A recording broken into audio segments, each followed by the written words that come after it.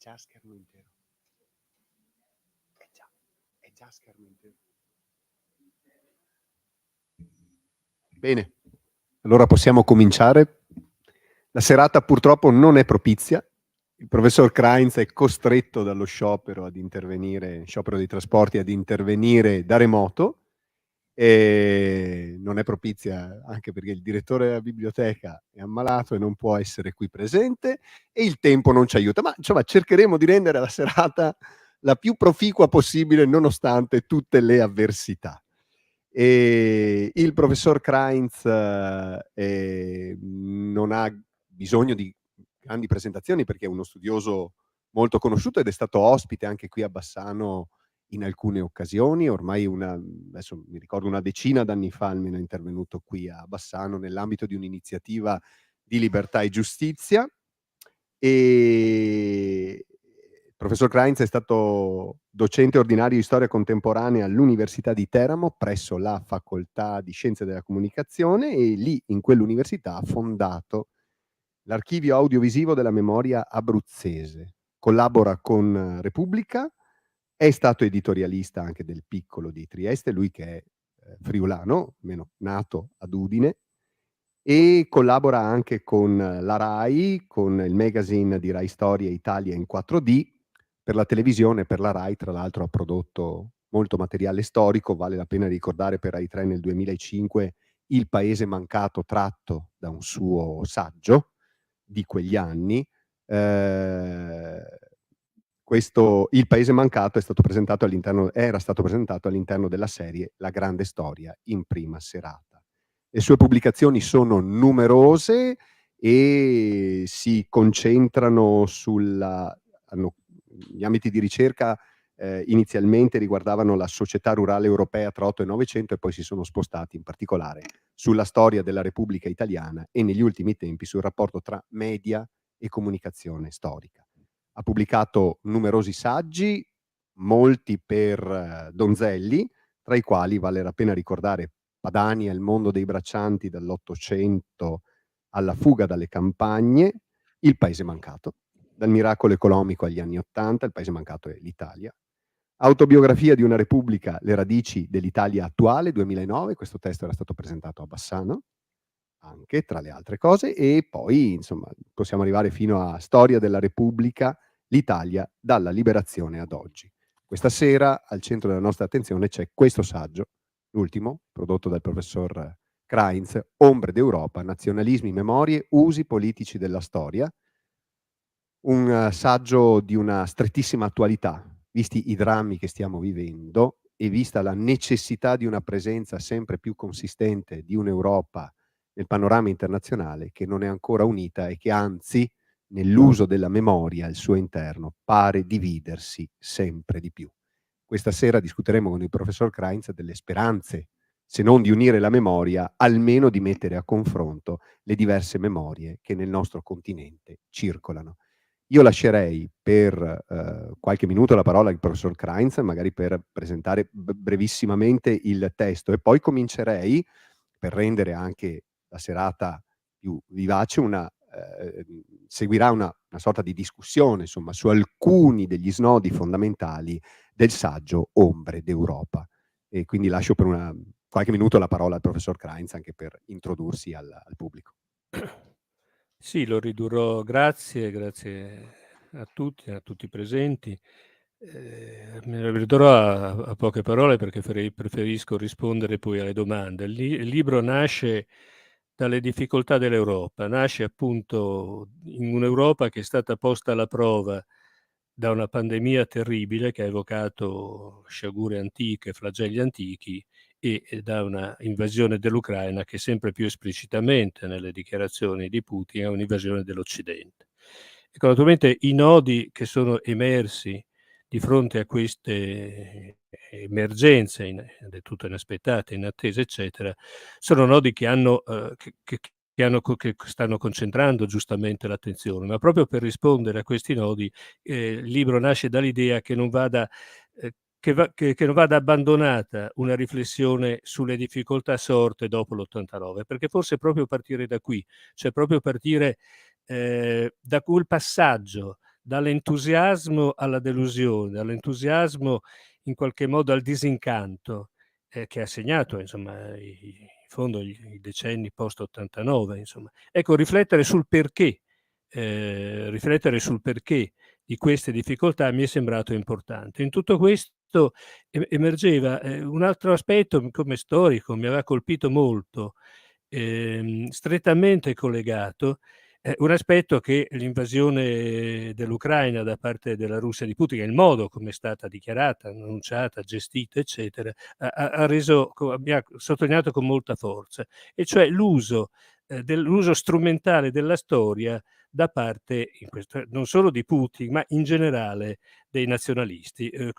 L'uso della storia come arma da guerra che noi vediamo, credo che ci torneremo, insomma, della Russia di Putin, noi l'avevamo già visto nelle le guerre che avevano lacerato la ex Jugoslavia. E al di là di questi casi estremi, l'uso della storia, se non come arma da guerra, comunque come arma, è assolutamente centrale nei paesi sovranisti, nazionalisti, come volete chiamare. E in qualche modo questo uso è favorito da difficoltà di memoria reali che ci sono fra le due parti dell'Occidente, ecco, fra le due parti dell'Europa. Ecco, io mi fermerei qui perché credo che le domande saranno esaustive, mi permetteranno appunto di illustrare i temi del libro, quelli che possono interessare di più, secondo le domande e il dialogo che costruiremo. E allora cominciamo magari dalla cornice generale all'interno della quale i diversi capitoli attraverso i quali si snoda il libro, la cornice che regge tutto il saggio, e cioè la difficile transizione del 1989, quello che è stato un momento gioioso di grande svolta vissuto ad Occidente come la fine del Novecento, per molti versi del sanguinoso Novecento e della sua seconda parte, caratterizzata dalla divisione in due blocchi, che è stato vissuto ad Oriente in modo diverso rispetto all'Occidente, percepito anche in modo diverso, ed è stato tutt'altro che una transizione facile. Sì, dietro ci sono diversi distinti ordini di problemi, alcuni chiamano in causa noi, responsabilità nostre, alcuni riguardano altri la storia di quei paesi. Intanto la prima cosa da dire è la nostra ignoranza di quei paesi.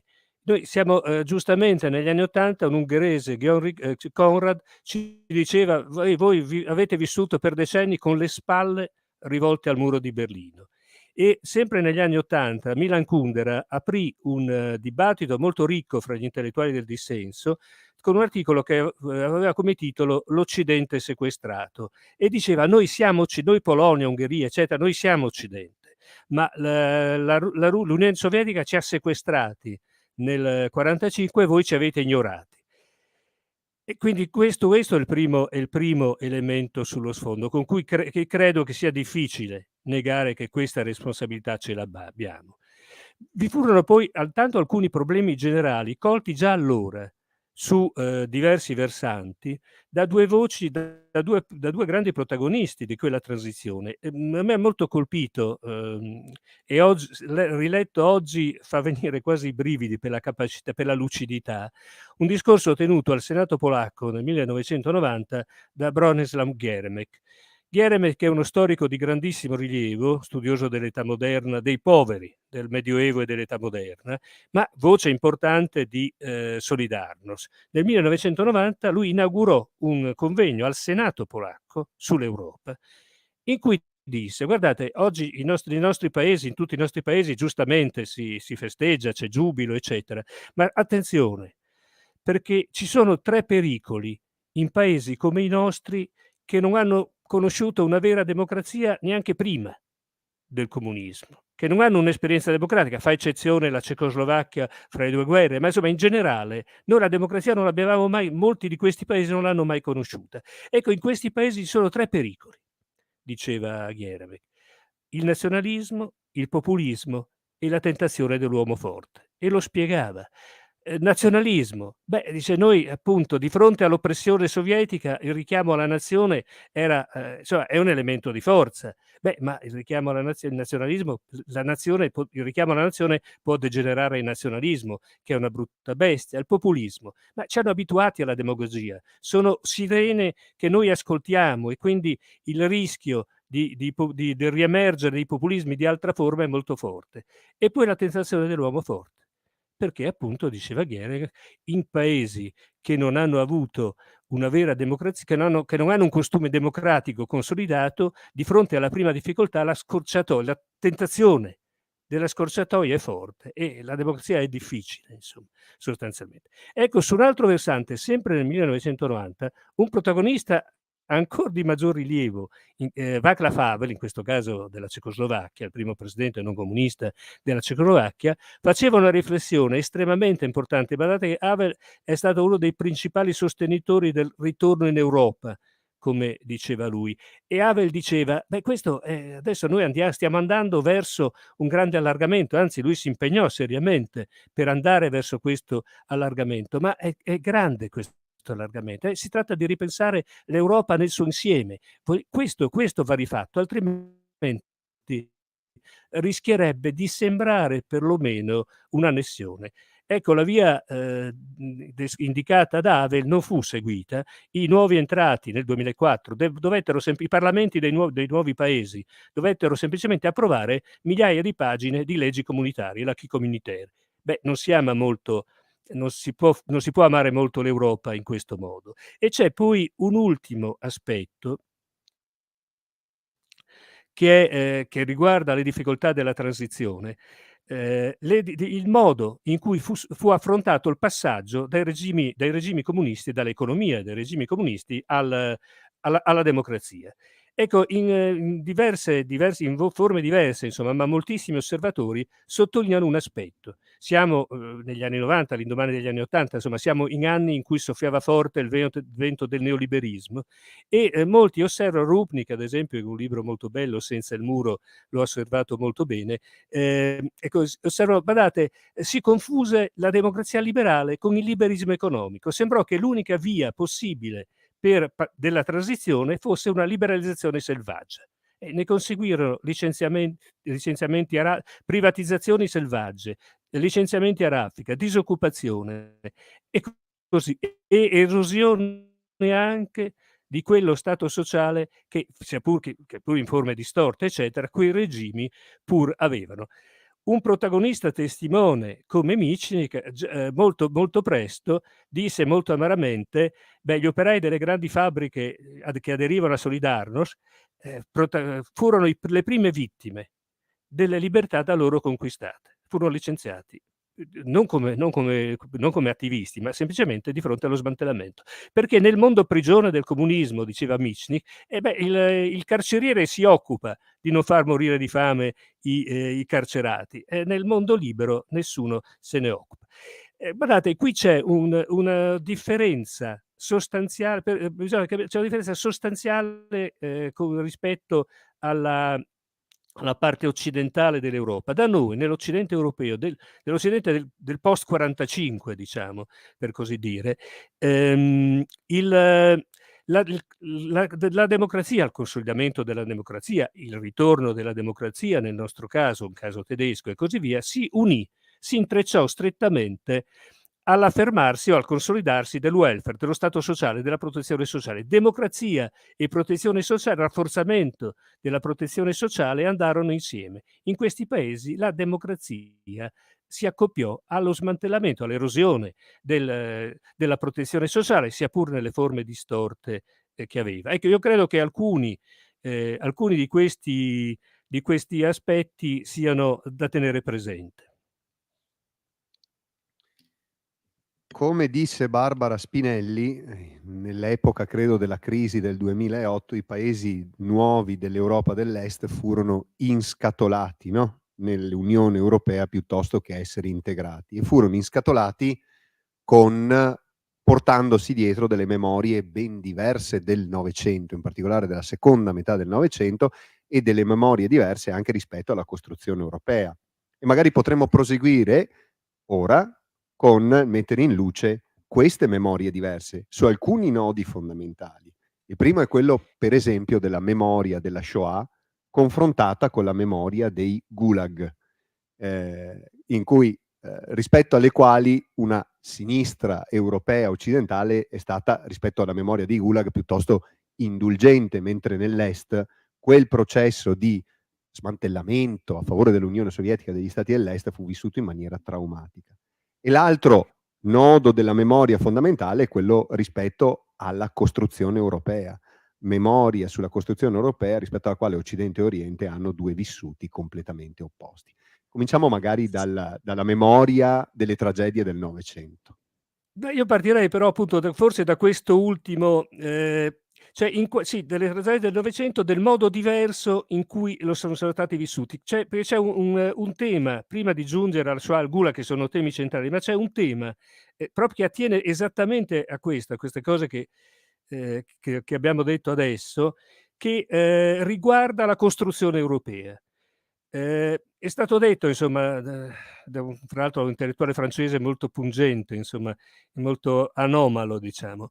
Ma è stato detto, secondo me molto fondatamente, che in qualche modo est e l'Europa occidentale e l'Europa orientale sembrano eredi di due diversi Novecento. Perché l'Europa occidentale, i paesi dell'Europa occidentale scelgono l'Europa nel 1945, hanno sott'occhio, la vedono, le vedono le tragedie, le devastazioni provocate dai nazionalismi.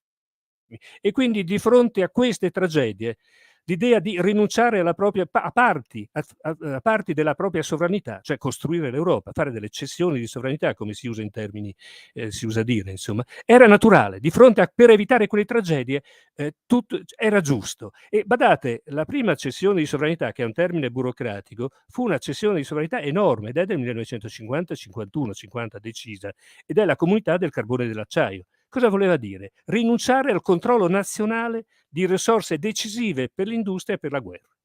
Mai più guerre fra noi. Mettendo insieme gli strumenti per la guerra, carbone e acciaio, le guerre non saranno non solo impossibili, ma impensabili, diceva la dichiarazione fondativa di Schuman. Beh, è molto diverso.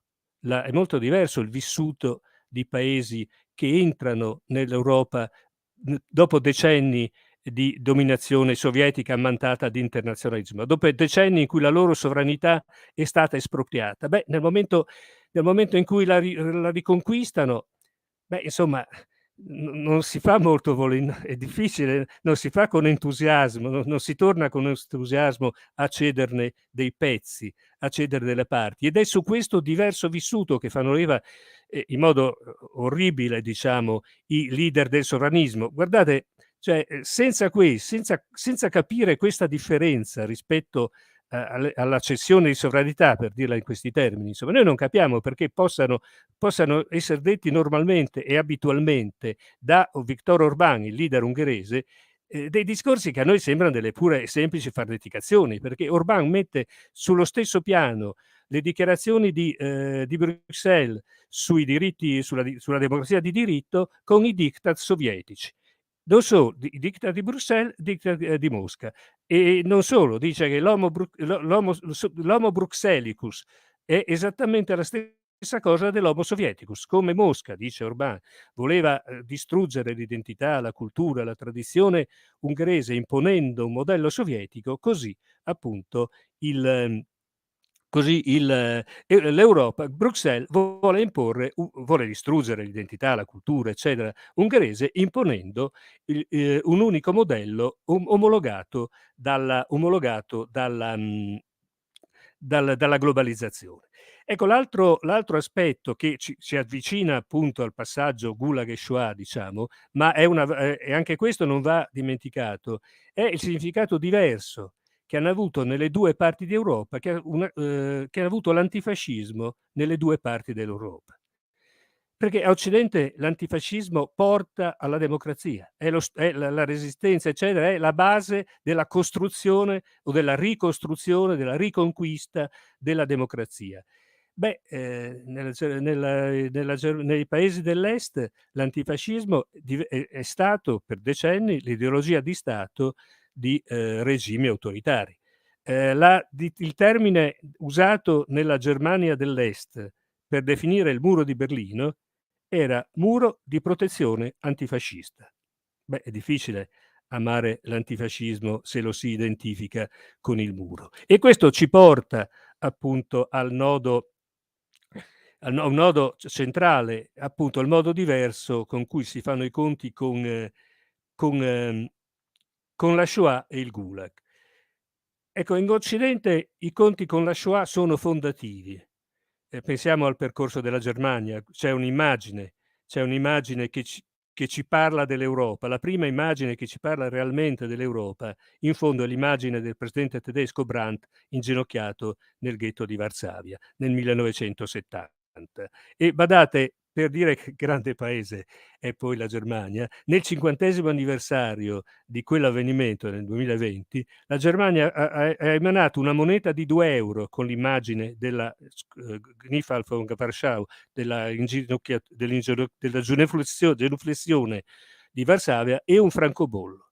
Cioè, in qualche modo, la capacità di fare i conti con il proprio passato doloroso e orrendo, la capacità di fare i conti assunti come modello di identità nazionale. Beh, noi siamo molto lontani da questo, alle porte di Roma, a pochi chilometri da Roma, da Arcinazzo, abbiamo un museo dedicato a Graziani, un generale fascista fucilatore. Insomma, credo che la Germania ci possa dare, diciamo, delle lezioni. Ecco, a Occidente contemporaneamente credo che sia giusta la critica che ci viene anche da intellettuali democratici, non solo dai sovranisti, dai paesi dell'Est, che in qualche modo non siamo stati sensibili al grido di dolore, diciamo, comunque alle sofferenze dei popoli sotto il dominio comunista. Abbiamo in qualche modo li abbiamo molto sottovalutati. Insomma, ha detto sì, certo, è brutta cosa, però il comunismo è un'altra cosa. Diciamo che in Occidente, soprattutto nella sinistra occidentale, naturalmente, questa responsabilità in qualche modo c'era. Ma certamente nei paesi ex comunisti la centralità della Shoah sfuma di molto, anche qui per molte ragioni. Ecco, lo sforzo che io ho cercato di fare è di capire quali sono gli elementi che portano delle cose che ci sembrano abnormi, perché se non capiamo i percorsi, se non capiamo appunto su cosa possa far leva strumentalmente chi predica male e razzola ancora peggio, beh, ci assumiamo una cosa per cui quei popoli non sono abbastanza preparati, no? Cioè, ci viene una cosa svalutativa che sarebbe la cosa peggiore per costruire Europa, no? Partire da questo. Capire invece su cosa possano far leva le derive è assolutamente importante. Intanto non va dimenticato che durante il comunismo l'idea stessa di Shoah era negata. Cioè non ci furono 3 milioni, cioè in Polonia non ci furono 6 milioni di vittime, di cui 3 milioni ebrei e 3 milioni polacchi. Ci furono 6 milioni di polacchi uccisi. Gli ebrei sovietici uccisi erano cittadini sovietici che combattevano contro il nazismo, cioè non in quanto ebrei. E poi appunto, e quindi questa eredità, diciamo in qualche modo questa eredità, cioè la non considerazione della Shoah in quanto tale, che è un'eredità del periodo comunista, è un'eredità che pesa e che non può essere sottovalutata. Ecco, poi il nemico, cioè, appunto, naturalmente in questi paesi la centralità del loro vissuto è il Gulag, quasi inevitabilmente, diciamo. E naturalmente è giusto porre il problema del Gulag ed è giusto, come ho detto prima, per l'insieme dell'Europa. Anche per l'Europa occidentale l'importanza, cosa è stato il Gulag, è fondamentale non rimuoverlo, non farlo sfumare, diciamo, non farlo svanire la drammaticità. Ma altra cosa è appunto negare in qualche modo la drammaticità della Shoah, o negare, o come spesso accade, negare la responsabilità del proprio paese. È ancora meno giusto riabilitare, come è stato fatto, insomma, in Croazia, in Slovacchia, in Romania, riabilitare e celebrare chi si è opposto sia al comunismo, ma alleandosi con i nazisti.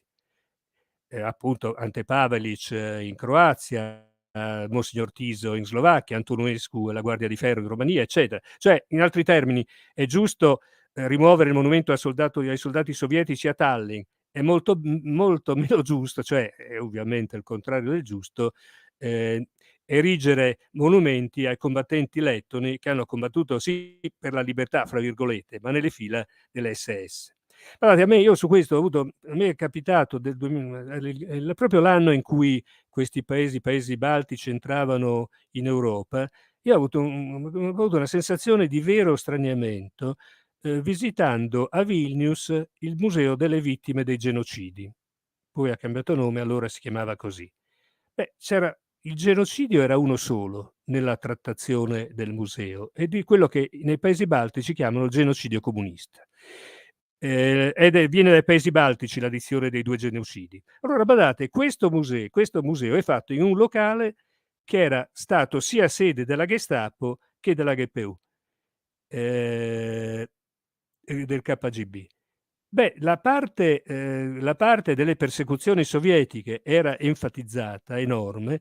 Il cuore centrale del museo era la cella delle esecuzioni del KGB. Quella nazista non era ricostruita.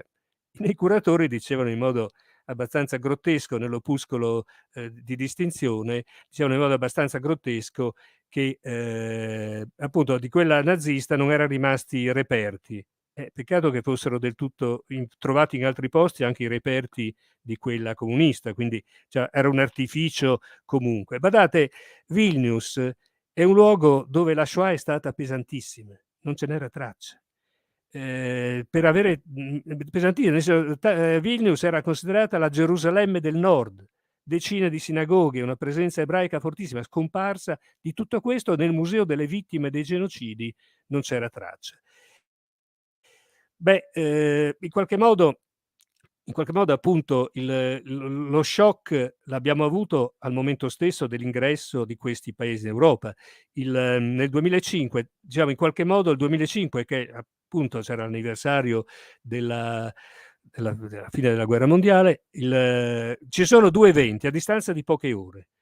Da un lato viene inaugurato nel cuore di Berlino il Museo per gli ebrei assassinati d'Europa, che è il culmine del processo che dicevo prima.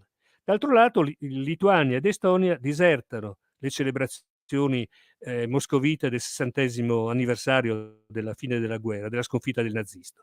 Il presidente lettone dice: il 9 maggio per noi non è giorno di gioia, ma il giorno di una lunga oppressione. Guardate, c'è un libro, poi finisco su questo, poi magari, visto che ci siamo in qualche modo arrivati, possiamo soffermarci anche sulla Russia o su altri paesi. C'è un libro molto bello di Sandra Calniete, che è stata leader del primo ministro e poi ministro lettone, Scarpette da ballo nelle nevi di Siberia. È la storia della sua famiglia. Lei è nata in Siberia da padre e madre, erano anch'essi deportati in Siberia, si sono conosciuti nella deportazione. Ora, questo libro è straordinariamente rivelatore, perché nella parte in cui parla della Siberia, della deportazione, del Gulag, insomma, per capirci, ci fa capire che è una dimensione che non può essere sottovalutata. Ma quello che è sconvolgente è la sottovalutazione totale della Calniete nei confronti delle corresponsabilità dei lettoni nella persecuzione degli ebrei. Il nonno del paterno il nonno paterno era in galera perché aveva combattuto al fianco dell'SS, nelle SS lettoni. Ecco, capite, voi da un lato questo libro vi racconta in modo straordinario cos'era il Gulag, dall'altro vi dice quanto sia profonda la rimozione, la rimozione di quello che è stato la Shoah e delle proprie corresponsabilità della Shoah. Ve lo racconta da una persona che ha vissuto personalmente questa esperienza, quindi è una testimonianza straordinariamente interessante di questa ambiguità, per usare un termine molto blando, diciamo così. E allora passiamo alla Russia, visto che è una sorta di sfondo per l'Europa di oggi, e spesso anche una specie di convitato di pietra ogni volta che si parla di possibilità di costruire un'Unione Europea e di costruire anche una memoria in qualche modo comune dell'Europa. Una Russia dove la memoria è coltivata in senso politico in modo radicale, al fine di controllare il futuro partendo dal presente e controllando il passato. Una Russia dove si festeggia certo la fine della guerra contro il nazismo il 9 maggio con una grande festa nazionale, ma dove si festeggia oggi, istituita da Putin, credo, però qui potrei sbagliarmi, la festa del 4 novembre, ma che ricorda una battaglia vinta dai russi contro i polacchi per mantenere la propria indipendenza nazionale, o sbaglio? Mi pare Prima di si Putin, riferisca sì, sì, sì, fu istituita prima di già Putin, prima di o Putin. comunque Ecco, agli inizi del periodo putiniano. ecco, questa memoria che si coltiva in Russia è fortemente legata alla sua vocazione imperialista, ed è questo quello che i paesi dell'est dell'Europa hanno davanti. È così, no?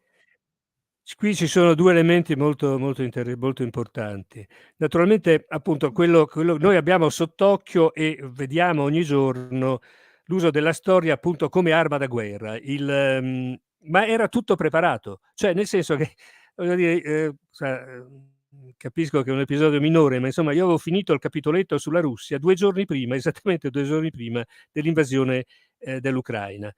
Beh, non ho potuto ho dovuto aggiungere, cioè né togliere né aggiungere sul prima, né modificare alcunché. Era esattamente tutto scritto. Poi naturalmente ho aggiunto quello che è successo dopo, ma era assolutamente tutto scritto. Cioè quella, appunto, noi abbiamo presente l'immagine di Putin con la bandiera rossa, con la bandiera russa e lo stemma di Ronav, San Giorgio il Drago e così via alle spalle, ma c'era una preparazione lunghissima.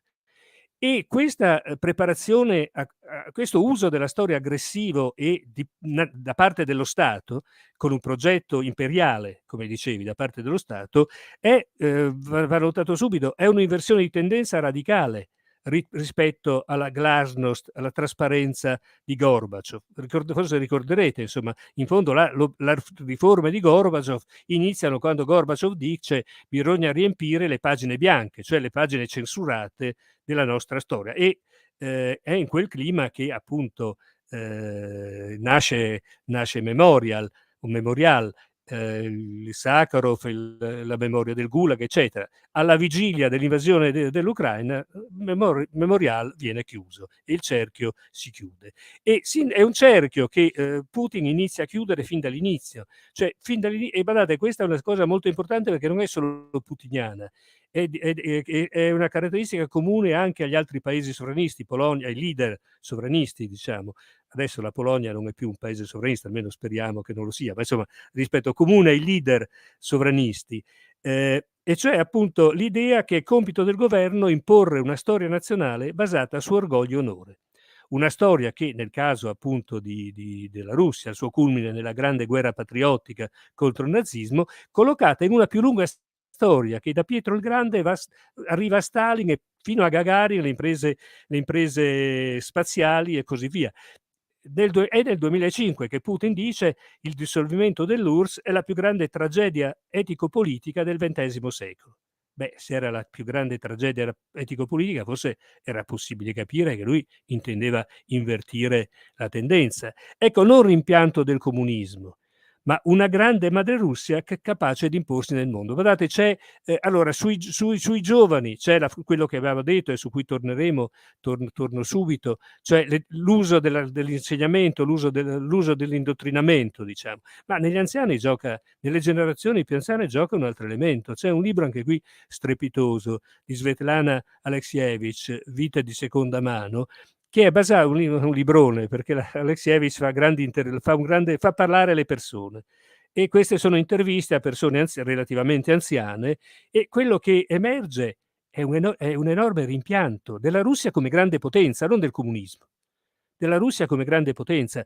E i sondaggi di qualche anno fa, in fondo ce lo dicevano già, che il 60-70% dei russi adulti rimpiange l'Unione Sovietica. Al giovane ci pensa la storia insegnata a scuola, e Putin, badate, da questo punto di vista non si limita a intervenire sui manuali, e appunto l'ha fatto anche recentissimamente con la modifica degli ultimissimi manuali, ma l'ha fatto sempre. Ma Putin cioè interviene sulla storia a 360 gradi. È andato perfino ai convegni degli insegnanti per spiegargli che storia dovevano insegnare. Ha istituito parchi permanenti, la Mia Russia, in cui in cui c'era un messaggio molto forte, molto chiaro: la Russia va bene, prospera quando è unita e ha un leader forte. Questo è il messaggio che viene sostanzialmente. E il racconto di ogni episodio storico lo dice esplicitamente. Putin deve rafforzare la volontà di respingere le aggressioni dell'Occidente. Programmi televisivi, c'è stato un programma anni fa, c'è stato un programma in varie puntate, Tribunale del Tempo, in cui vengono cioè, si faceva il processo, per così dire, però il processo che doveva assolvere, si faceva il processo all'industrializzazione forzata, al patto Ribbentrop-Molotov e così via. E naturalmente nei tempi recenti le TV hanno battuto molto fortemente il tasto dell'Ucraina come agente dell'Occidente e piena di nazisti. Ecco, l'invasione del 22 è annunciata in fondo da un documento storico di Putin sull'unità di russi e ucraini, quindi l'Ucraina sciagurata invenzione di Lenin, e poi appunto il discorso del febbraio, mostre su Pietro il Grande, storia, si decide che la storia viene insegnata fin dalle elementari in forme adeguate, disegni, cartoni animati. Guardate, Francesca Mannocchi ha fatto qualche mese fa un articolo bellissimo partendo da degli scatoloni che ha trovato in trincee abbandonate da soldati russi che appunto si erano dovuti ritirare. E in questi scatoloni c'erano un numero enorme di disegni che i bambini russi mandavano ai loro soldati. E guardate, quello che impressionava è la visione gioiosa della guerra che traspariva da questi disegni, cioè soldati sorridenti col mitra in mano, sole che splende, i fiorellini nel prato e così via. Insomma, un panorama assolutamente devastante, come potete capire, fino appunto all'introduzione progressiva dell'educazione militare, fin dalle scuole e così via. Lì per dire l'importanza appunto dell'insegnamento e così via. L'anno scorso, il precedente anno scolastico, Putin è andato a inaugurarlo personalmente a Kaliningrad. Kaliningrad è l'enclave russa dei paesi baltici, insomma da lì ci sono i missili puntati sui paesi baltici. Putin è andato esattamente lì a fare di persona ha inaugurato l'anno scolastico, un gruppo selezionato di bambine delle medie e delle elementari, per fare una di quelle lezioni sulle cose importanti che aveva appena reso obbligatorio in tutte le scuole settimanalmente, no, indottrinamento ideologico. Nello stesso giorno, l'inaugurazione invece in Bielorussia dell'anno scolastico, sia universitario che alle superiori, è stata fatta da Lukashenko in modo ancora più, diciamo, più feroce nei confronti degli uditori, perché Lukashenko ha convocato una selezione scelta, insomma, di universitari e di liceali e ha parlato per 4 ore sulla storia della Bielorussia. Ecco, quest'anno invece faccio solo questo esempio, insomma, è stato bandito un concorso per studenti, un concorso su temi storici, dal tema La Nuova Russia, da Pietro il Grande ai giorni nostri. La Nuova Russia è appunto i territori che Putin si è ammesso e vuole ammettersi. Guardate, se posso dire una cosa aggiuntiva, almeno un flash, questo lo accennavo prima, l'uso della storia come arma da guerra, noi l'abbiamo visto già nella dissoluzione della Jugoslavia. La dissoluzione della Jugoslavia è annunciata da Milosevic, il leader della Serbia, nel giugno del 1989, con quella che si presenta come una celebrazione storica. In realtà è una enorme manifestazione politica alla Piana dei Merli in Kosovo, vengono fatti affluire centinaia di migliaia di serbi da tutte le parti della Jugoslavia di allora, con l'idea che ovunque vi fossero serbi vi fosse comunque Serbia, anche se erano in Croazia, eccetera, cioè l'idea di una grande Serbia già nella struttura dell'organizzazione della manifestazione, ed è celebrata e ricordata, è l'anniversario di una battaglia di 600 anni prima, la battaglia della Piana dei Merli in Kosovo, l'ultimo tentativo di difesa di fronte all'avanzata ottomana, è una sconfitta, ma una sconfitta che chiama la riscossa. A questo chiama Putin, che a questo chiama Milosevic, scusate, no, Putin c'entra, lo vedremo fra un attimo, a questo chiama Milosevic e tenete conto che la Chiesa ortodossa, in grande sintonia con questa operazione, aveva dissepolto 2 anni prima la salma del principe Lazar e portata di villaggio in villaggio, appunto, ovunque ci fosse una presenza serba. No, Putin c'entra perché nei giorni, un paio di mesi fa, sui giornali, negli articoli dei giornali, dei quotidiani che parlavano degli scontri che ci sono attualmente nella parte del Kosovo abitata anche da serbi, si raccontava che nella parte serbia della città di Mitrovica, uno dei luoghi insomma, degli scontri, accanto alla statua al principe Lazar è comparsa l'immagine di Putin e il titolo Putin Kosovo. Ecco, in qualche modo qui nella Jugoslavia, concludo poi su questo, nel paese dell'ex Jugoslavia si vede anche un altro aspetto che in forme non così feroci, non così pesanti, non così dure, diciamo, noi abbiamo visto anche in altri paesi. Nei paesi dell'ex Jugoslavia emergono nel crollo del regime comunista della Jugoslavia di Tito, per capirci, in questo caso, e quindi di una unione forzata di una che evidentemente era più forzata di quel che avevamo capito fra serbi, croati e sloveni, emergono appunto via un esplodere di memorie intossicate, vittimistiche, vendicative. Non lo sto dicendo io. Lo notavano allora, nel 1990, degli storici francesi coordinati da Le Goff, quindi da un grandissimo storico francese, che in un piccolissimo libro pubblicato anche da noi, A Est la memoria ritrovata, ci faceva capire che cosa stava succedendo. Nel momento in cui crollano memorie di regime imposte dall'alto, emergono memorie che non necessariamente sono buone, perché badate, la memoria non di per sé è buona. Anzi, la memoria, uno tende a riportare i torti subiti, mai quelli fatti. Quindi la memoria di per sé non è un bene. Quando di fronte alle guerre dell'ex Jugoslavia, Matvejevic, il scrittore croato Matvejevic, diceva abbiamo voluto coltivare la memoria e adesso la memoria sembra punirci. E guerre del ricordo le chiamava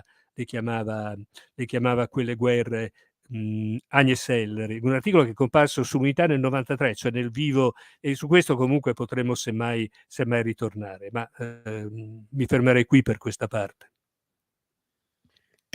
Queste memorie distorte che sono diffuse nell'est dell'Europa sono però memorie motivanti, nel senso che sono memorie che poi aggregano i popoli, li tengono assieme, li motivano all'azione. Non sembra esserci qualcosa di simile all'orizzonte per l'Europa nella sua interezza, cioè quello che manca in Europa è una memoria condivisa e forse non è nemmeno possibile provare a costruire una memoria condivisa perché sarebbe un prodotto artificioso. E allora che cosa si può fare in un'Europa che in qualche modo, se si vuole dare un futuro, non può che darselo unita? Che cosa si può Guardi, fare per... Prego, sì, prego. intanto capire meglio su cosa fanno, molto brevemente se possibile, mi sembra che il tempo poi forse ce l'abbiamo, prima di arrivare a questa che Sì, potrebbe ce essere l'abbiamo, ce l'abbiamo. questo tema, potrebbe essere la parte conclusiva, diciamo. Forse qualche annotazione sui 2 paesi principe, diciamo, del sovranismo anti-europeo, cioè l'Ungheria e fino ad oggi la Polonia, diciamo. Speriamo che domani non sia così, cioè speriamo che i sovranisti polacchi non riescano a impedire quello che le urne avranno invece, grazie a Dio, solennemente sancito, insomma, il ritorno alla democrazia piena, il ritorno all'Europa di questi paesi. Beh, guardate, l'Ungheria, Orbán è, credo, insomma, l'unico leader vivente che nella sua propaganda politica usa un trattato della Prima Guerra Mondiale, il trattato del Trianon, che ha tolto alcune parti all'Ungheria. Non è che punti a riconquiste territoriali, non pensa a un'impresa militare, ma a rafforzare e usare politicamente il rapporto con gli ungheresi di quei paesi, insomma. Cui concede la doppia cittadinanza agli ungheresi di Romania, eccetera, ed è di fronte agli ungheresi di Romania che ha fatto per la prima volta il discorso sulla democrazia liberale. E Orbán ha affidato già dal 2002, cioè già dalla sua prima andata al potere, il suo messaggio storico alla Casa del Terrore, il cui messaggio è dedicato al XX secolo, il cui messaggio è molto forte: l'Ungheria è priva di colpe, i mali vengono dalla breve occupazione nazista del marzo del 44 e poi continuano con la lunga occupazione comunista durata all'89. Badate, in questo messaggio l'antisemitismo, ad esempio, è imposto dall'esterno, con una negazione colossale della realtà, nel senso che le prime leggi di discriminazione nei confronti degli ebrei in Ungheria sono del 1920, con la limitazione del numero degli ebrei all'università. Negli anni 30 si segue passo passo la legislazione sovietica. L'Unione nazista. L'Ungheria combatté al fianco di Hitler per riavere le terre perse nella Prima Guerra Mondiale, invade nel luglio del 41 la Jugoslavia assieme alla Germania nazista e all'Italia fascista, altro che essere autonoma fino all'ultimo. E appunto come in Russia, in Ungheria c'è un attacco durissimo alle voci culturali dissonanti.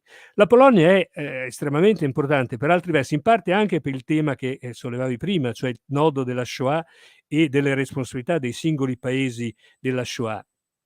Ma la Polonia è importante per me perché ci ha potuto offrirci un esempio di resistenza intellettuale molto più forte, molto più estesa, con alcuni esempi molto importanti di costruzione di dialoghi fra memorie. Insomma, prima di ritornare al versante appunto di politica sovranista, segnalo che una cosa di cui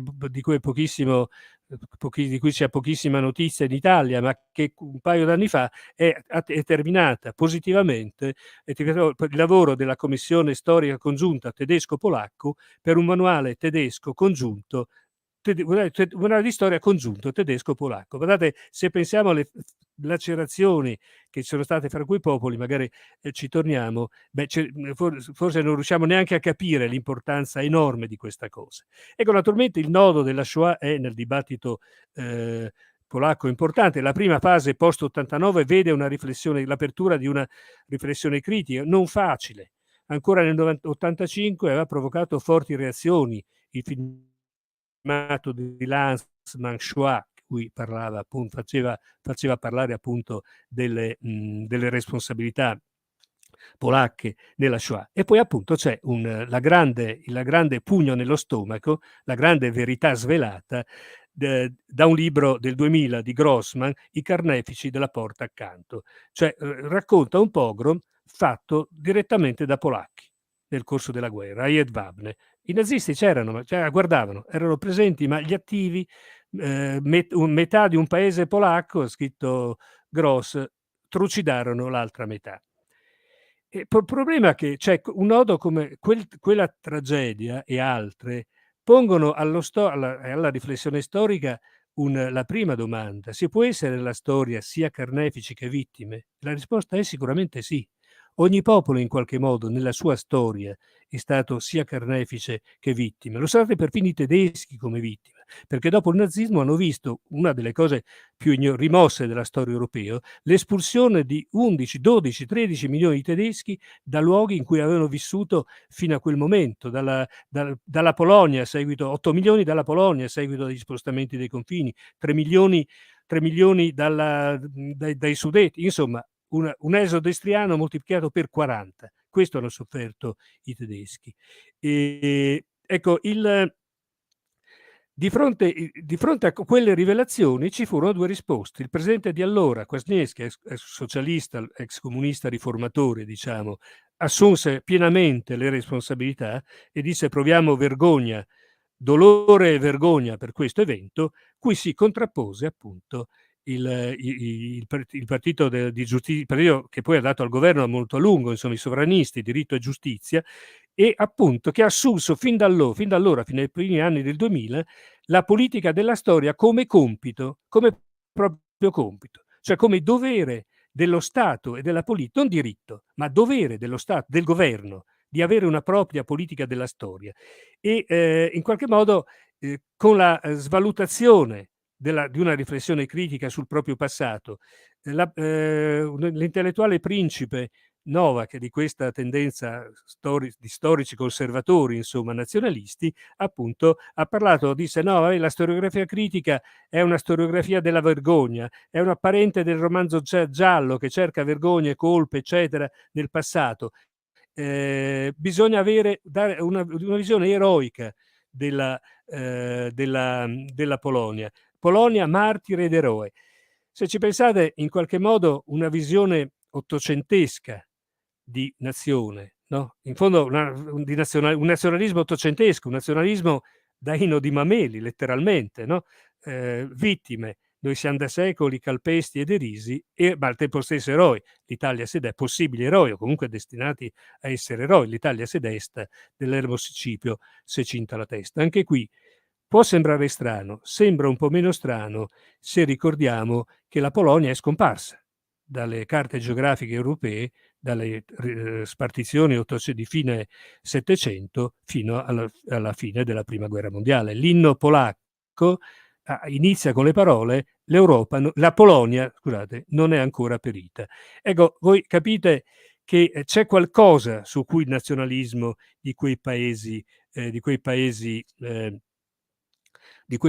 può far leva. Naturalmente va benissimo se viene esaltata l'insurrezione di Varsavia, anche nascondendo anche gli errori di quella, o si esalta una cosa che ho scoperto, si esalta molto il valore dei combattenti polacchi in Italia, a Monte Cassino, nella battaglia di Cassino, e si esalta molto giustamente gli aiuti agli ebrei che sono già stati. Va molto bene quando appunto si approva una legge che punisce chi parla di corresponsabilità polacche nella Shoah, o quando, e qui è stato davvero raggiunto il peggio del peggio, e quando il premier uscente Morawiecki 5 anni fa ha reso omaggio alla brigata dal cimitero, insomma, dove sono sepolte le vittime dei soldati della brigata Santa Croce, e sono sepolti in Germania, perché la brigata Santa Croce combatté sì contro l'Unione Sovietica, ma al fianco dei nazisti, e si ritirò con i nazisti ed erano sepolti in Germania. Anche qui ci sono, la cosa interessante è che semmai appunto in Polonia lo scontro sulla storia, ad esempio a proposito di un museo della seconda guerra mondiale, è stato uno scontro che ha catalizzato l'attenzione politica. Ecco, io credo, con una costruzione positiva di apertura, con uno sguardo internazionale, promossa ai tempi del governo riformatore appunto di Tusk e così via, ma invece poi stroncato dal regime sovranista. Ecco, io credo che questi siano alcuni esempi che dobbiamo avere presenti, ma sono solo alcuni, naturalmente. E allora possiamo magari concludere questa nostra discussione prima di lasciare poi al pubblico qua presente la possibilità di porre delle questioni. Quali speranze per una memoria europea del futuro e diciamo quali prospettive di memoria ci sono per l'Europa? In quale forma può prendere una memoria dell'Unione Europea per creare anche una motivazione a rimanere nell'Unione Europea, a completare la costruzione del progetto europeo?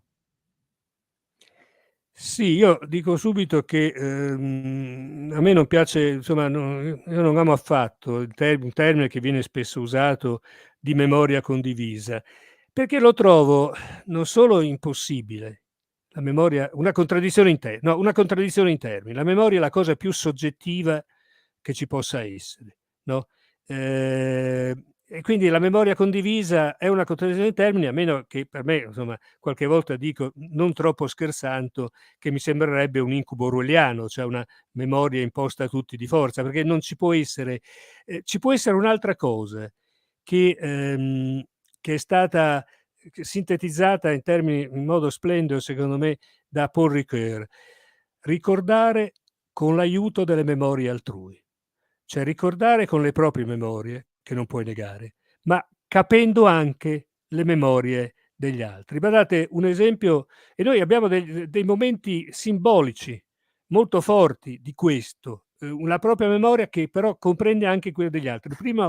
Il più lontano, insomma, il primo atto istituzionale alto di questo versante, appunto, è l'immagine di Mitterrand e Kohl che si tengono per mano nel cimitero di Verdun, rendendo omaggio alle vittime di entrambe le parti. Ma badate, noi abbiamo avuto pochi anni fa, 3 anni fa, un esempio che a me ha francamente emozionato, venendo poi da quelle zone, insomma, essendo io friulano e vivendo a 60 chilometri dal confine, insomma.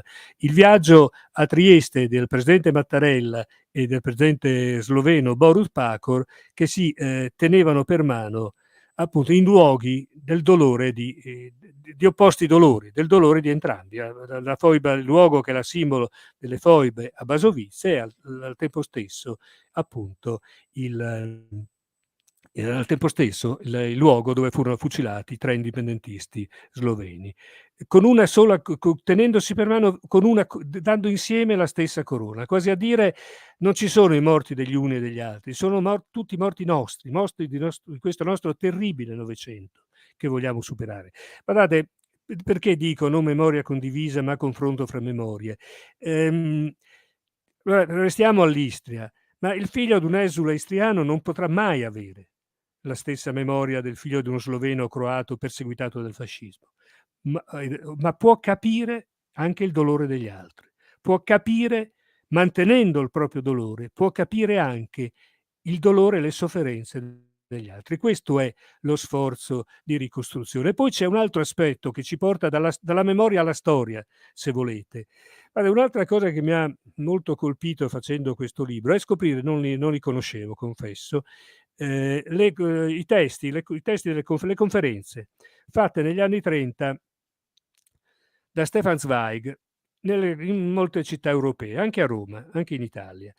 Appello alla storia è il titolo con cui la casa editrice Schira ha raccolto questi discorsi. E guardate, Stefan Zweig, negli stessi anni in cui si interrogava sul declino del mondo di ieri, per usare il titolo del suo libro più bello, e iniziava a capire la tragedia in cui quel declino avrebbe portato, sarebbe sfociato, che avrebbe segnato quel percorso, e quella tragedia per cui appunto lo costringerà a lasciare la Germania e l'Austria, a rifugiarsi in America con l'avvento del nazismo e poi a morire suicida disperato nel 1942. Ecco, si interrogava su come fosse possibile una disintossicazione morale dell'Europa e vedeva naturalmente nei giovani nell'insegnamento della storia, in un certo insegnamento della storia, la via principale. Nei giovani, perché diceva molto giustamente questa è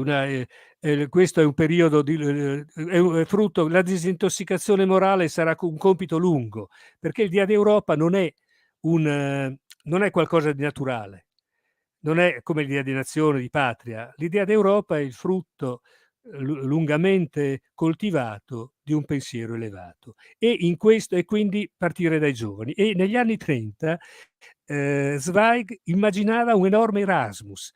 Un Erasmus è uno scambio di studenti molto più grande, grandissimo, non riguardante solo pochi studenti, numero relativamente ristretto, diciamo così, di studenti universitari, ma coinvolgesse anche le superiori e così via. E al tempo stesso diceva: ma che storia però bisogna, cioè quale racconto storico dobbiamo fare? Perché se la storia che si racconta nei diversi paesi è la storia politico-militare, quindi la storia delle guerre, dei conflitti, eccetera, adesso è storia dei conflitti, il torto è sempre degli altri, naturalmente, o comunque, insomma, l'accento posta su quello, ma è del tutto diverso se la storia che si insegna è la storia della civilizzazione del mondo e dell'Europa, perché i processi di civilizzazione vedono l'apporto di tutti i popoli, e quindi nei confronti degli altri popoli, studiando la storia sotto questo punto di vista, noi non alimentiamo il rancore, ma la riconoscenza nei confronti del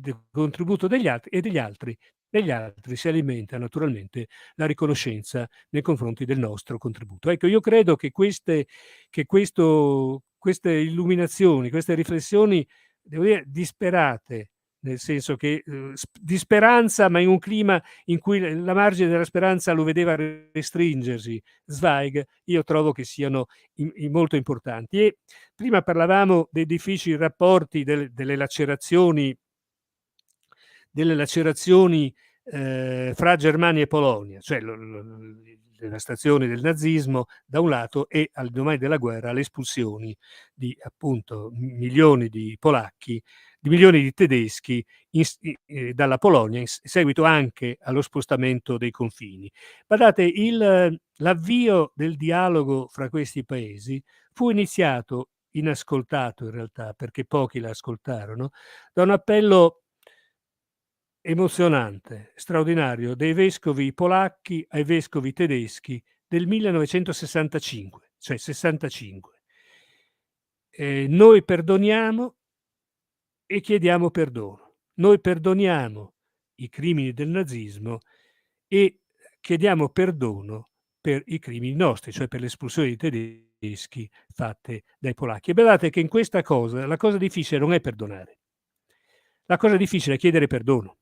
Cioè la cosa difficile è riconoscere le proprie responsabilità negative rispetto ad altri popoli. Vale per molti paesi, vale anche per noi, penso ai crimini nei Balcani, penso ai crimini in Africa e così via. Ecco, questo mi sembra un modo con cui costruire. Fra l'altro a me ha molto colpito, prendo anche un po' queste osservazioni da un documento ufficiale di qualche anno fa, di un documento non ufficiale, insomma, di un dirigente, sì, ufficiale nel senso che pubblicato, però diciamo, firmato da un dirigente degli uffici culturali di Bruxelles, che faceva alcune osservazioni molto importanti su questo. Cioè diceva, proprio su questo tema del rapporto con la storia e con la memoria, cioè diceva, sapete, cioè anche questo ci aiuta a capire anche il percorso europeo, alcuni limiti di questo percorso. Proust diceva, sapete quando in fondo noi abbiamo cominciato a investire, quando l'Europa ha cominciato a investire nella cultura? Nel 2005, recentissimamente, con un programma di educazione europeo, con molti finanziamenti, connessi sia alla Shoah che al Gulag, ma in generale all'educazione storica, eccetera. Perché il 2005? Perché il 2005 vi fu la prima sberla potentissima al processo di unificazione europea, che non veniva da Oriente, da Est, veniva da Occidente. Veniva dalla Francia e dall'Olanda, con la bocciatura del referendum sulla Costituzione europea in entrambi i paesi. Forse qualcuno lo ricorderà, in Francia nella campagna per bocciare la Costituzione europea si paventarono invasioni di idraulici polacchi, insomma in Olanda di coltivatori di tulipani. Tra l'altro, per concludere con un'attuazione apparentemente marginale, questo limite di una priorità data all'economia piuttosto che alla cultura, no, questo ritardo, questo in qualche modo privilegiare la dimensione economica che era costitutiva della dichiarazione di Schuman del 1950. No, l'Europa, diceva Schuman, si farà passo dopo passo con atti di solidarietà economica concreta. Ecco, la solidarietà economica concreta è fondamentale. Parleremo di un'altra Europa se non fosse stato approvato il Recovery Fund. E come ricorderete non fu automatica quell'approvazione, ma parleremo di un'altra Europa se non fosse stato approvato il Recovery Fund. E al tempo stesso però non basta. Ripeto, e fu un aspetto a lungo sottovalutato. Diciamo, un esempio di questa sottovalutazione, un esempio di questo prevalere dell'economicismo, insomma, per così dire, comunque di questo ritardo, di questo limite, noi ce l'abbiamo sotto gli occhi tutti i giorni e sta nelle banconote dell'euro. Inizialmente si dovevano definire 7 tagli di banconote, i paesi erano più di 7. Inizialmente appunto si partì immaginando alcune figure intellettuali capaci di rappresentare l'Europa, ma non si trovò l'accordo. Appunto Goethe, Dante, no? E non si trovò l'accordo. Poi si passò ai monumenti, allora storici, reali. Il Colosseo, la Tour Eiffel, e anche lì non si fu d'accordo perché erano troppo identificativi. E allora, come ha detto un partecipante a quella commissione, si litigò se mettere Dante o Goethe nelle monete. Alla fine, appunto, ci si affidò al computer che ha creato ponti, finestre e porte che non esistono. Ecco, un segno piccolo se volete, ma di quanto sia stato, naturalmente, sia tuttora fondamentale la dimensione della solidarietà economica, ma senza il processo di costruzione culturale manca molta forza, molto animo, molto sogno nella costruzione dell'Europa.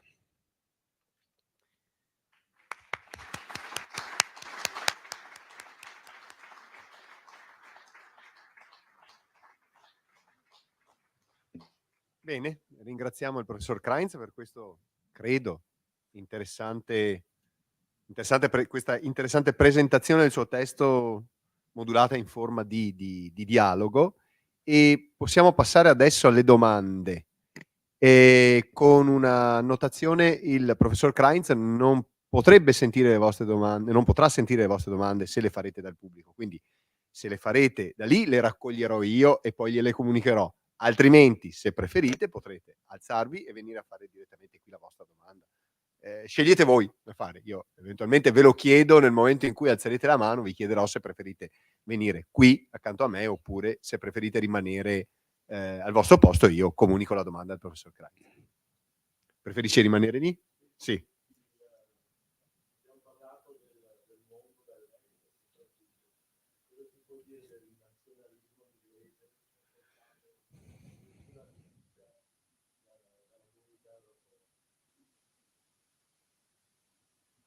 Ok. Ne raccolgo magari altre 2 in modo da comunicare una serie di domande al professor Krainz, in modo da dare voce. Sì, in fondo. Prego.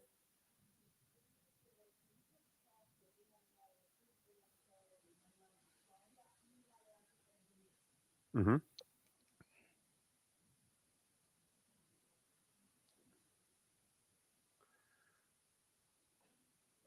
Ok, altre domande? Un'altra?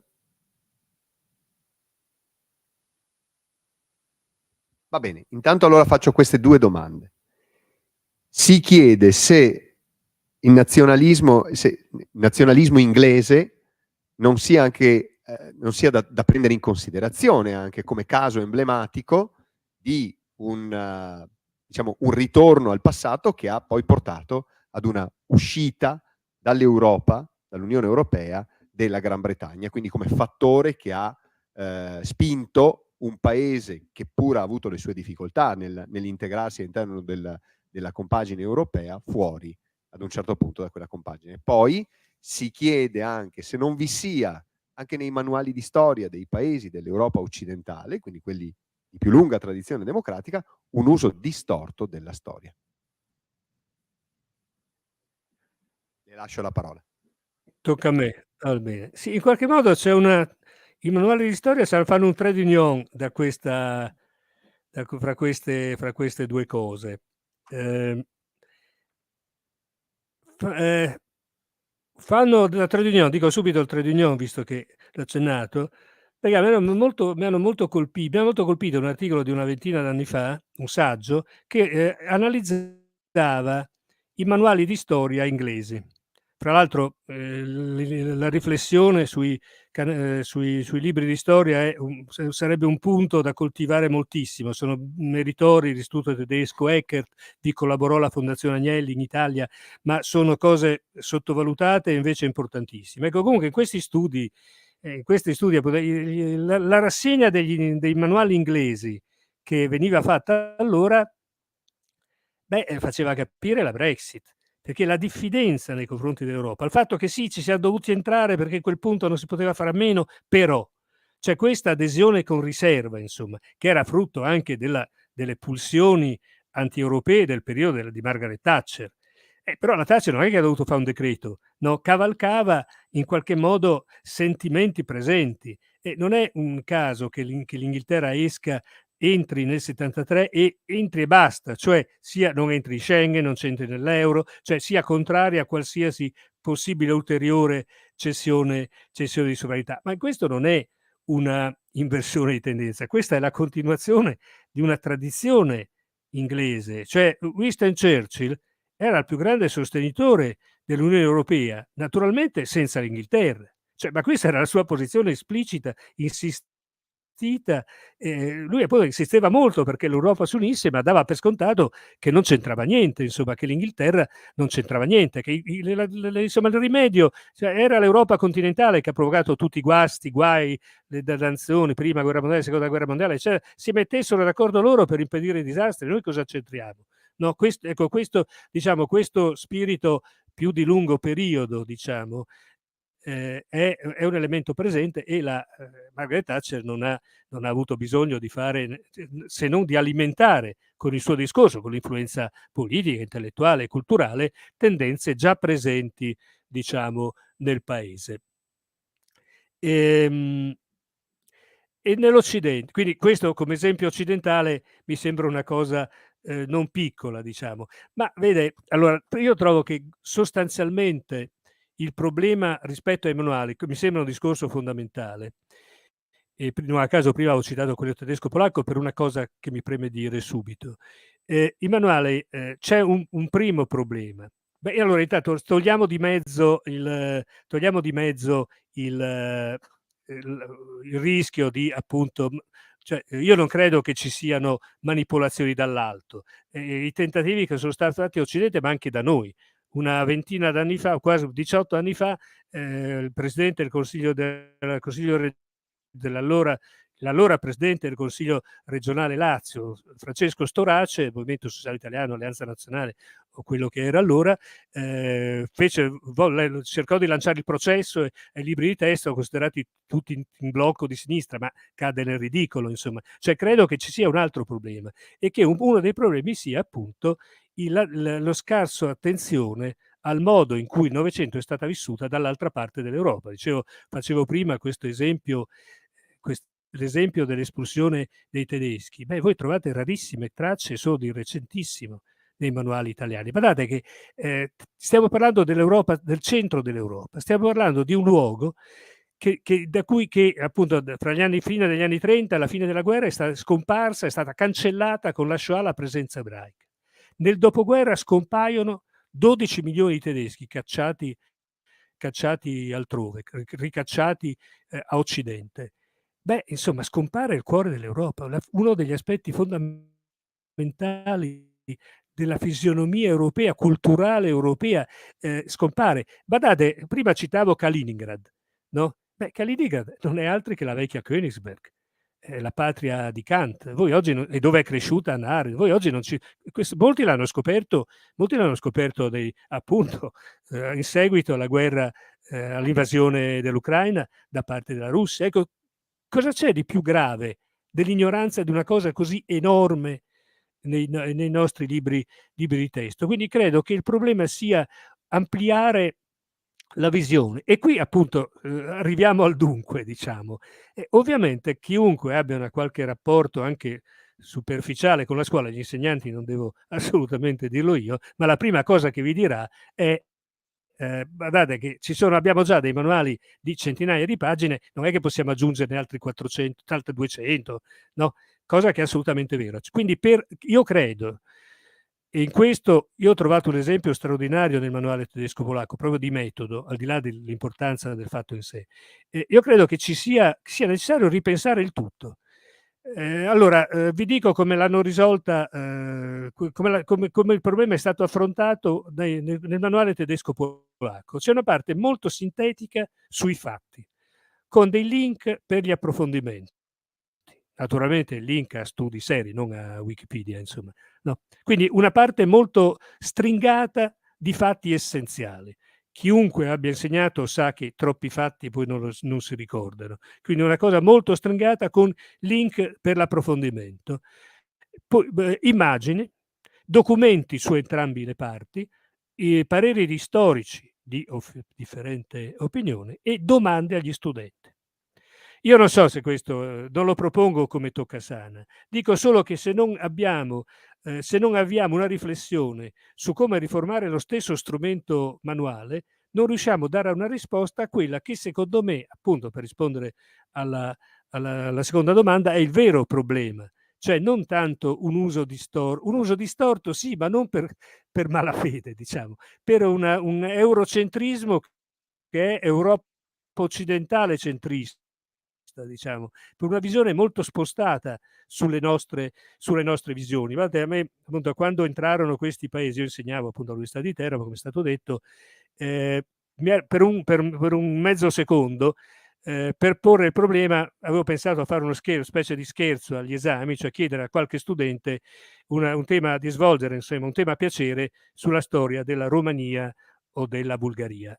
Poi non lo feci, non solo perché ci sarebbe stata, insomma, una insurrezione, ma anche perché con tutta evidenza, se avessero fatto scena muta, la colpa era mia, non era loro. Cioè la colpa era di chi, come me, non aveva impostato l'attenzione su questo. Naturalmente il lavoro individuale dell'insegnante deve avere nel manuale il suo strumento. Non essendo possibile moltiplicare per 2 nelle pochissime ore di storia che ci sono, insomma, tocca un tema noto, insomma, è necessario ripensare la forma manuale. Ecco, io credo, fra l'altro questo tema fu sollevato da alcune discussioni, ci si pensò, lo si disse, ma poi in realtà non se ne fece nulla, devo dire criticamente, insomma. Quando, ricorderete, si parlò dell'insegnamento della storia, quando il ministro, un ministro, insomma, tolse la traccia di storia dalle tracce della maturità, insomma, poi la cosa si fece marcia indietro. E lì ci fu una discussione in cui emerse anche questo problema, perché poi appunto il ministro, come ricorderete, forse ricorderete, diceva ma tanto lo sceglie solo il 3%, il 4% perché naturalmente la prima risposta è proprio perché le scelgono in pochi, e la seconda risposta è ma come si insegna, fino a dove arriva realmente l'insegnamento, perché in fondo quello che era il messaggio della legge Berlinguer degli anni 90, degli anni 90, dell'insegnare solo il Novecento, in fondo si fa poco, insomma, a partire dalla prima guerra mondiale in fondo si fa, perché non si riesce ad arrivare in tempi relativamente più vicini. Questo è un grande tema, però ecco, io credo che senza affrontare questo tema siamo nei guai, anche se non ci sono propositi liberticidi da parte di nessuno a Occidente, mi sembra di capire, anzi, insomma, c'è l'altro esempio che a me non sembra, cioè, insomma, è stata la conferma di quello che sapevamo, il manuale tedesco-francese, che è poi anche abbastanza adottato, soprattutto nelle scuole tedesche in Francia e viceversa, ma insomma è adottato e non rivelò grandi differenze fra le storiografie. Le differenze che i partecipanti di quella commissione alla fine hanno segnalato sono differenze che non attengono alla differenza nazionale, sono differenze di propensioni, un'accentuazione da più filo sovietico, un'altra più filo americano, insomma non c'entra niente con la carattere nazionale, un'attenzione maggiormente alla parte espositiva che non a quella documentaria, insomma non c'entra niente con l'aspirazione nazionale, sono tendenze presenti in ogni nazione, insomma in quelle che conosco io perlomeno. Sì. C'è un'altra domanda.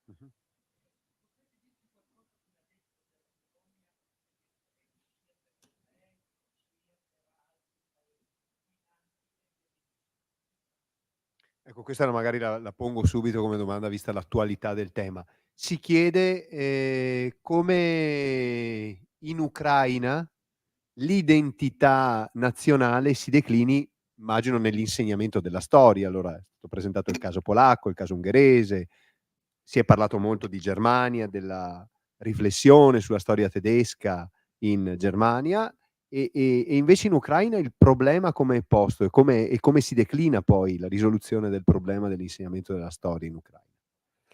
Guardi, sto leggendo proprio un libro su questo e ne ho letti parecchio. E l'Ucraina ci racconta tutte le difficoltà di questo problema.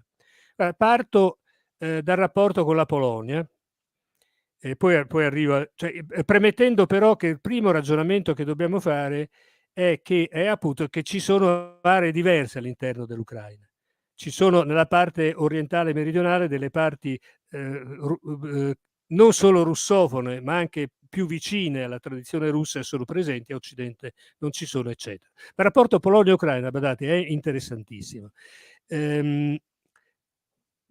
Alla base c'è una lacerazione profondissima, che sono gli scontri fra polacchi e ucraini all'interno della seconda guerra mondiale, in particolare la vera e propria pulizia etnica fatta in Galizia orientale e Volinia dall'UPA di Stepan Bandera. da un lato, dall'altro ritorsioni polacche, dall'altro dopo la guerra lo spostamento forzato degli ucraini rimasti in Polonia dopo lo spostamento del confine, cioè lo spostamento forzato, l'operazione Vistola di moltissimi ucraini con feroce, eccetera. Ecco, quindi una lacerazione profondissima, quasi inimmaginabile superarla. Ha avuto un ruolo straordinario. Qui siamo alla parte positiva del percorso. Ha avuto un ruolo straordinario una piccola rivista dell'emigrazione polacca, Cultura, la quale fin dagli anni 70 disse no, contrariamente a quello che diceva il governo in esilio polacco, cioè insomma le presenze politiche polacche in esilio, diceva noi dobbiamo dare per scontati i confini del 45 che hanno dato all'Unione Sovietica, all'Ucraina sovietica, Bielorussia e Lituania, hanno dato a queste 3 repubbliche sovietiche dei grandi porzioni di territorio che erano state nostre, che erano state polacche. Noi dobbiamo cominciare a dire subito che noi non poniamo la questione del confine, quello è il confine, punto. Noi vogliamo costruire un rapporto di fratellanza con la Repubblica nel momento in cui l'Unione Sovietica si scioglierà, dicono negli anni 70, noi avremo bisogno di avere un rapporto di dialogo, di confronto democratico con le repubbliche autonome della Ucraina, della Bielorussia e della Lituania. Guardate, in base a questo, questo discorso sostanzialmente viene fatto proprio da Solidarnosc e nel 1989 uno dei leader più noti di Solidarnosc, Adam Michnik, può andare al congresso di fondazione del RUK, il movimento indipendentista ucraino, a dire noi siamo con voi. La Polonia sarà la prima paese a riconoscere l'indipendenza ucraina. Quindi c'è di qui un percorso di dialogo, insomma, molto forte, e un amico polacco, Paolo Morawski, mi fece notare a suo tempo quanto fosse straordinario rispetto ai rapporti precedenti il fatto che i campionati europei, non ricordo se del 2010 o 2012, si siano svolti sia in Polonia che in Ucraina, ma dice guardate questa cosa era inimmaginabile. Ecco, percorso già incrinato allora dal riemergere dei nazionalismi in entrambi i paesi. In Polonia, per i sovranisti, e adesso li lasciamo perdere, seguiamo l'Ucraina, perché questa cosa pone degli enormi problemi. Nell'accentuarsi, naturalmente una frattura grave è data dall'invasione dal 14, cioè quindi dall'annessione della Crimea, dal Donbass e così via. Ma già in precedenza vi è una radicalizzazione nazionalistica in Polonia, che quindi porta ad allontanarsi da questo, e una radicalizzazione nazionalistica che si accentua dopo il 14, ma che è presente già prima in Ucraina. Va tutto bene, come dicevo prima, se la difesa della nazione significa denunciare quello che è stato l'Olodomor, cioè la carestia per fame, cioè la carestia manovrata, la morte per fame voluta, manovrata da Stalin. Cioè, va benissimo, anzi è stato un elemento, una rimozione durante il regime, cioè, va molto meno bene quanto in funzione antisovietica si riabilita un personaggio appunto come Stepan Bandera. Nel 2010 c'è una riabilitazione, già prima del 14, una riabilitazione di Bandera del Parlamento ucraino, cui il Parlamento europeo risponde con una condanna di questa posizione. Cioè, in sostanza, naturalmente il 14 poi esaspera il tutto. Ed è dal 2014, insomma, che la figura di Bandera, prima larghissimamente ignorata, comincia a comparire all'interno diciamo, delle manifestazioni di Maidan. Inizia e poi diffondersi. Un Bandera i cui crimini, allora, chi era Bandera e come viene ricordato, come viene assunto. No, lo dico anche perché appunto, come qualcuno ricorderà, nel discorso di Putin a quegli ucraini erano nazisti e banderisti, questo era il termine usato. Ecco, chi era Bandera che ci fa capire e come viene usato. come viene vissuto e come viene usato. Sono 3 cose diverse. Allora Bandera era sicuramente un fascista, filonazista, antisemita, agisce nella Galizia che fa parte della Polonia, agisce clandestinamente, insomma, organizzano attentati, la sua associazione nella Galizia che fa parte della Polonia fra le 2 guerre e appunto si trasfonda l'organizzazione insurrezionale l'UPA, l'insurrezione insurrezionale ucraina, che compie direttamente l'UPA, non Bandera, la pulizia etnica nei confronti dei polacchi. Il problema è che Bandera non lo fa direttamente, perché Bandera passa quasi tutti i mesi della guerra in un campo di concentramento nazista. Perché Bandera voleva sì un'Ucraina nazista, un'Ucraina alleata ai nazisti, ma un'Ucraina autonoma alleata ai nazisti, cosa che non è.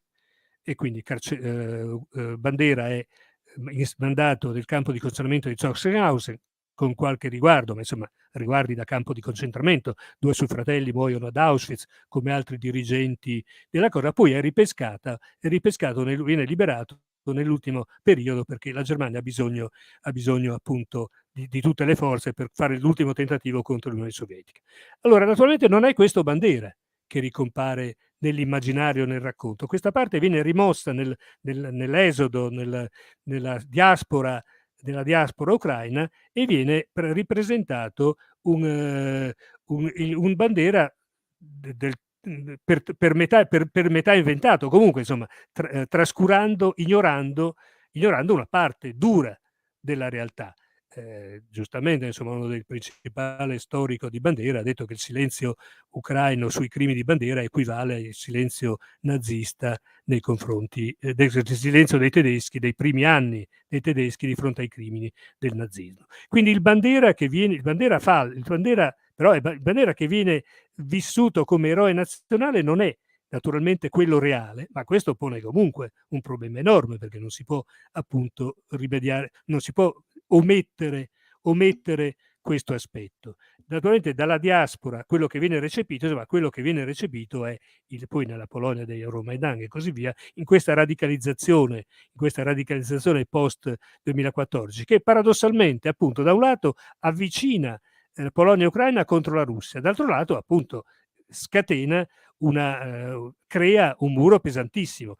I leader politici, dopo aver appunto emesso mozioni di radicalizzazione, dicono di queste cose ci pensino gli storici, noi facciamo un'altra cosa. È un gran bene che la storia sia lasciata agli storici, ma questo rimuove semplicemente il problema. Devo dire che gli storici, sia polacchi che ucraini, il libro che sto leggendo appunto come titolo Le politiche della memoria, è tradotto in libro inglese, le politiche di storici è frutto di un lavoro congiunto, sono saggi sia di polacchi che di ucraini, attorno a un'unica tracciato.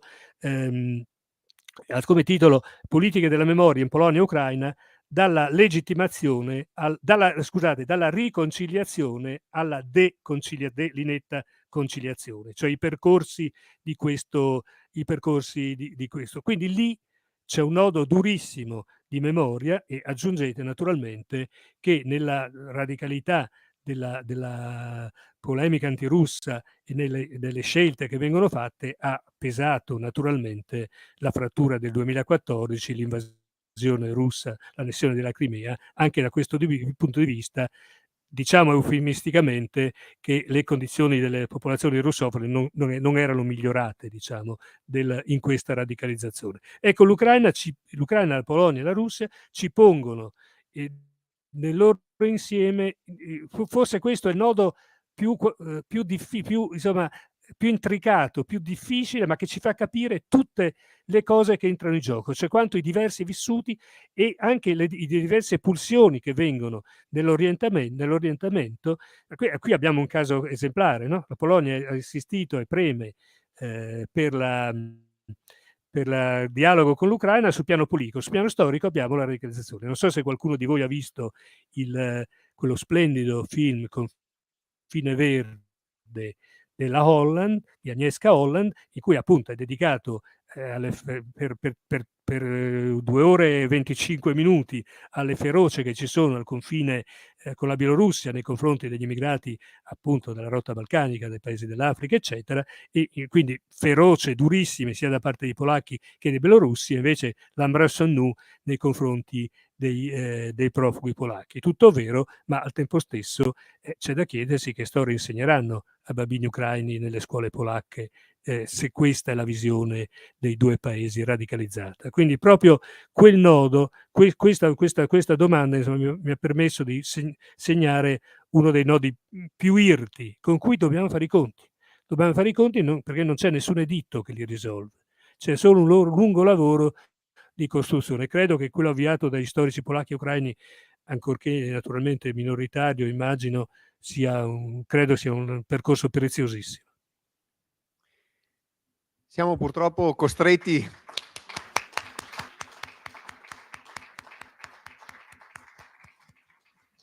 a chiudere qui l'incontro, nonostante tutte le avversità. Alla fine mi pare che possiamo uscire con le idee più chiare, con la speranza che almeno i nodi fondamentali siano stati individuati per costruire non una memoria condivisa, ma una discussione sulla memoria in Europa. Ringraziamo il professor Krainz per lo splendido intervento, sperando che nella prossima occasione possa essere qui presente con noi. Grazie a tutti e buona serata. Grazie a voi. Grazie professor Krainz.